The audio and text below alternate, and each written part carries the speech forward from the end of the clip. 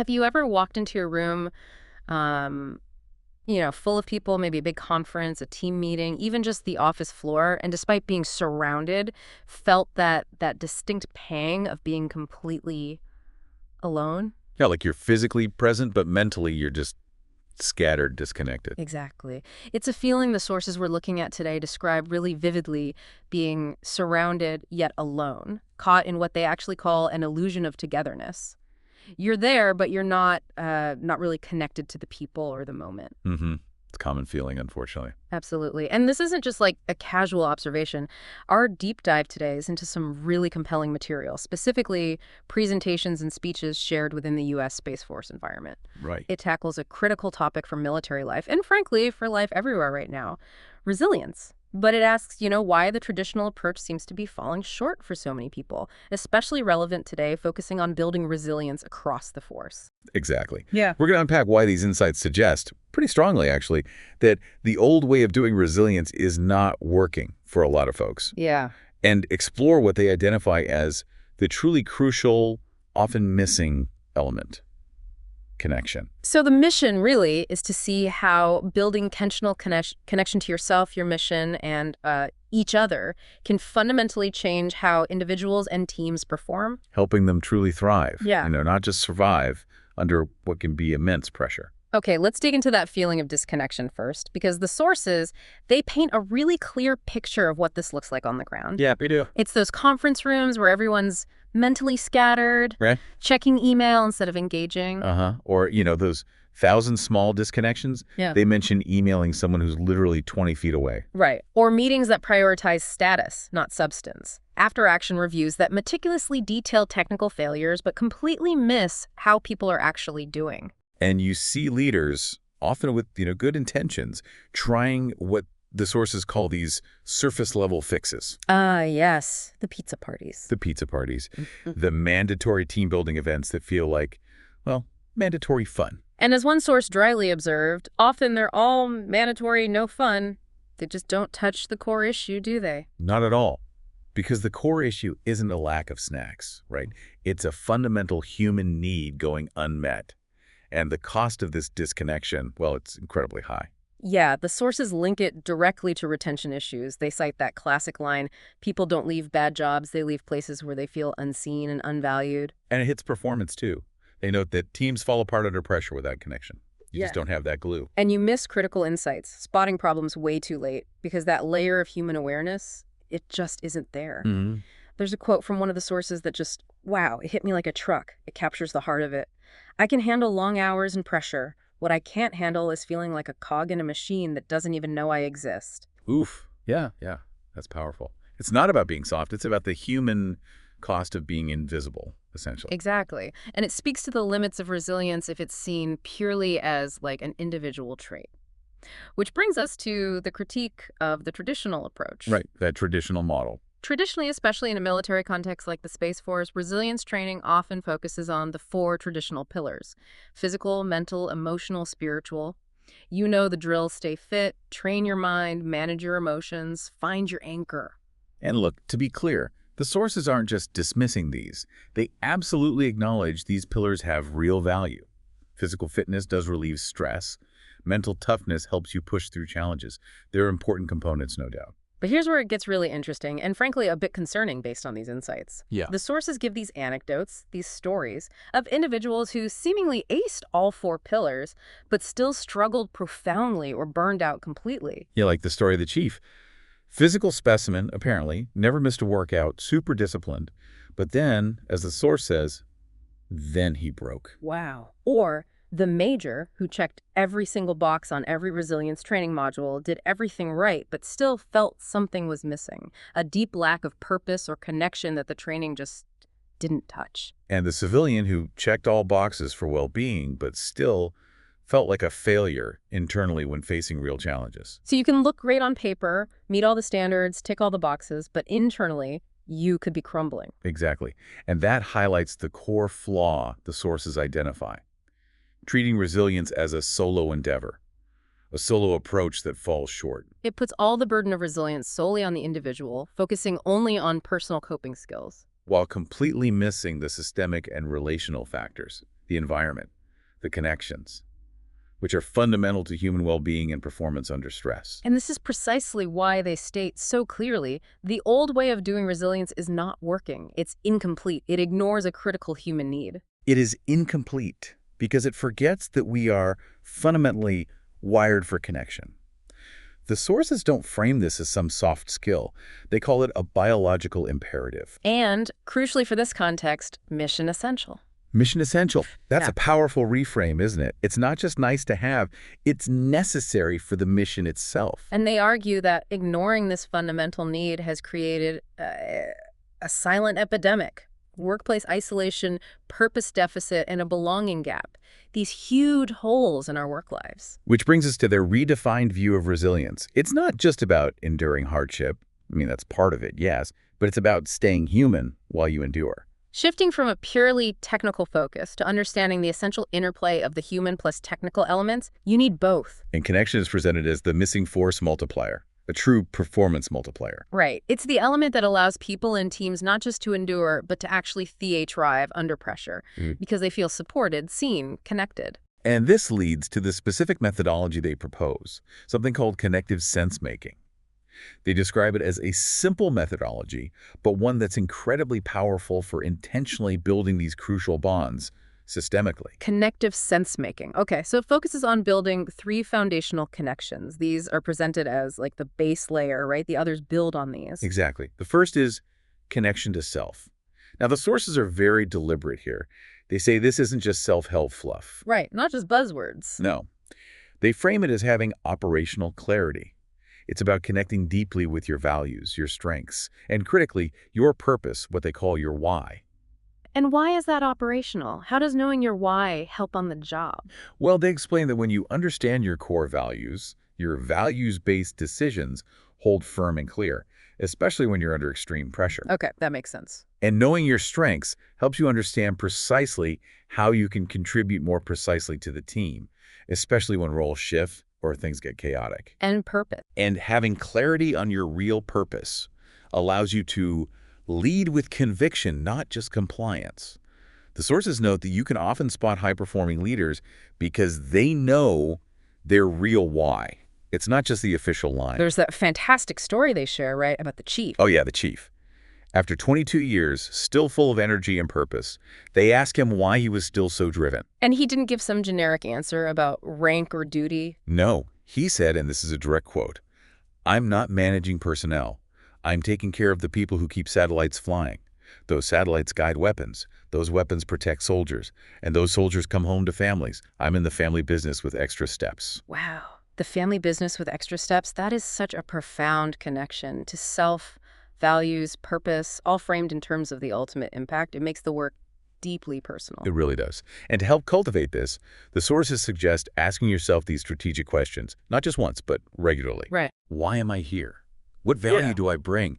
How does this role align with my core values? What legacy am I leaving? Wrestling with these, they say, is a foundational step in connective sense-making. Okay, so connection to self is foundational. What's the second pillar of connective sense-making? That's connection to mission. And again, this isn't about just reciting the mission statement from memory.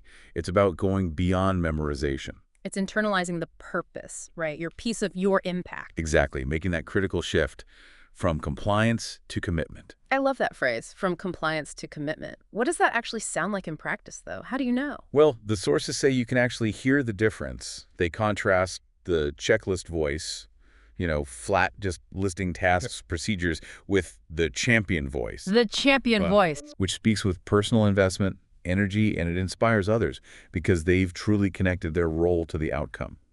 One person briefs the satellite launch procedure like they're reading a grocery list. The other briefs, it's like their own family's safety depends on it. You feel the difference. That resonance is powerful. Yeah. There's that story about the financial management office, right, that illustrates this shift. Oh, yeah, that's a great one. On paper, they were high-performing. All the metrics were green, but morale was apparently flat. People felt like cogs just pushing paper. Been there. Right. Then a payload engineer briefed them. He didn't talk about specs or budgets, really. He talked about the impact of the satellite they were funding, Okay. how it connected special operations teams, how it enabled emergency responders in disasters, how it allowed deployed parents to video call their kids back home. Real human impact. And he made the bridge crystal clear. Absolutely. He told the finance team directly, your funding decisions either delay or accelerate this capability. Every accurate transaction, that saves time, that saves lives. That saves time, that saves lives. Wow, you can immediately see how that reframes the entire job. Just processing paperwork becomes enabling something vital. Exactly. The sources quote one guardian from that office afterward saying, I used to process requests. Now I enable national security. Same task. New conviction. That's the power. That's connection to mission. That's it. It's about people seeing themselves in the outcome, leading from where they stand, what the sources call foot leadership. Okay, self, mission. And the third, foundational connection. That's connection to one another. This is about building interdependence, fostering shared cognition, creating deep trust. It's about your team. It's described as the invisible thread that runs through a unit, right? Going way beyond surface familiarity. Yeah, it's not just knowing someone's rank or their job title. It's deeper than that. Precisely. It's knowing enough about them as a human being that you can anticipate their needs, maybe speak volumes with just a look, and act with truly shared intent. Especially when things get intense. This is absolutely critical for high-performing teams, like, say, those in space operations. And the sources share an example there too, don't they? About a space operations crew. They do. Their coordination during a really complex operation was described as seamless, almost telepathic. Yeah. It wasn't just technical training, it was built relationally. How so? Their senior non-commissioned officer explained their team ritual. They had a standing Friday lunch together. No agenda, just talking. Just talking. Yeah. And the SNCO's quote about it is really telling. We don't just train, we invest. Just humans being humans. Connecting. Wow. That simple act built what they call holistic awareness. Exactly. They knew about each other's sick parents, the tough decisions being made at home, the stresses outside of work, the real stuff. And because they had built that human connection. When crisis hit during a critical operation, they didn't fragment under pressure. They actually fused tighter. The source notes, they don't just protect satellites, they protected each other. That is incredibly powerful. That connection literally translated into mission success and mutual support when it mattered most. It really highlights the source's core argument here. Connection to one another isn't fluff, it's foundational readiness.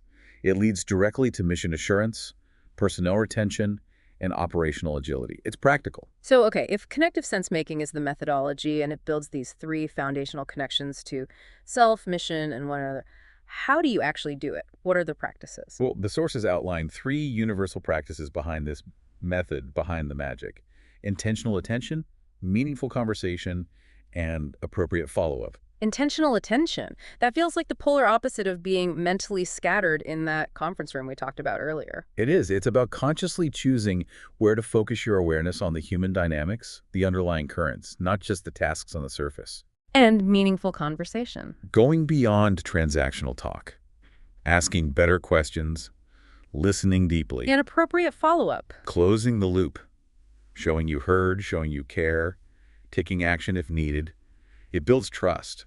And the sources emphasize the power and simplicity of these practices, right? And their universal application. Absolutely. This isn't just for commanders or senior leaders. Anyone, any rank, any function, any location can practice connective sense-making in their daily interactions. That's really empowering. And they offer a simple, almost stark way to gauge your readiness through this lens, don't they?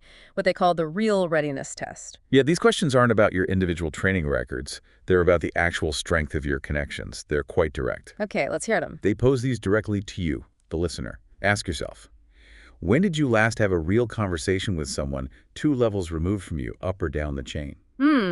Good question. Do you know what actually keeps your teammates up at night? Not just deadlines, but real worries outside of work. That requires some trust. It does. Can you name 3 unit stories, traditions, or lessons, not written regulations, but those cultural touchstones that shape how your team operates today?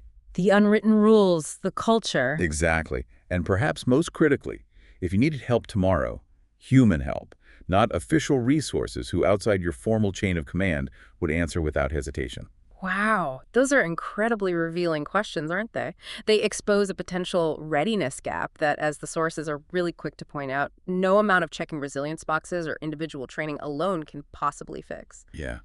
You might ace the pillars, but how would you actually do on that test? It's sobering. Which brings us, as the sources frame it, to a decision point. A choice. We can keep defaulting to the old playbook.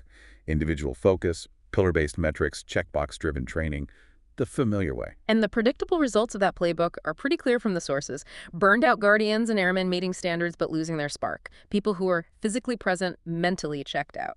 Just making it to 20, but without that deep sense of meaning or connection. Yeah. The truth, as they lay it bare, is humans are built for connection. It's absolutely essential for us to thrive.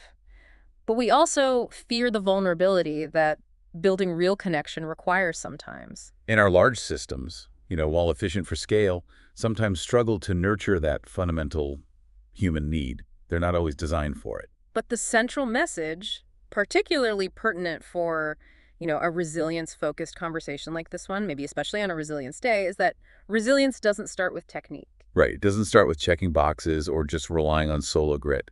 It starts with connection. Connection to self, your why. And mission, your impact. And to one another, your team. That's the connection formula they talk about. It is how, according to these insights, you multiply performance and sustain individuals and teams through real adversity.